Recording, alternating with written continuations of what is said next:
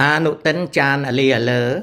កំពុងតែប្រកាសចាប់មិនឈ្នះក្នុងនយោបាយវង្វេងវង្វាន់របស់វាខំប្រឹងយកចិត្តយកថ្លើមថានឹងឧបត្ថម្ភលុយកាក់ដល់ការដោះមីនអំពើល្ងីល្ងើបែបនេះមិនលាក់បាំងចិត្តនៅអំពើឈ្លានពានវៀតទីលើទឹកដីកម្ពុជាទេអានុទិនគ្មានច្រកចាញ់នៅពេលដែលអ្នកប្រាជ្ញសៀមដតីដឹងថានយោបាយល្ងីល្ងើនៃពួកចលនាជាតិនិយមជ្រុលសៀមកំពុងតែបំផ្លាញប្រទេសខ្លួនឯងសេដ្ឋកិច្ចដាំក្បាលចុះអាកាសធាតុផ្លាស់ប្ដូរ scammer សរាធបាតពេញប្រទេសសៀមនៅពេលដែលបំណុលរបស់រាជសៀមនិងរដ្ឋាភិបាលឡើងដល់ច្រមុះការដឹកនាំដ៏លលីលលើនេះកំពុងតែចេញផល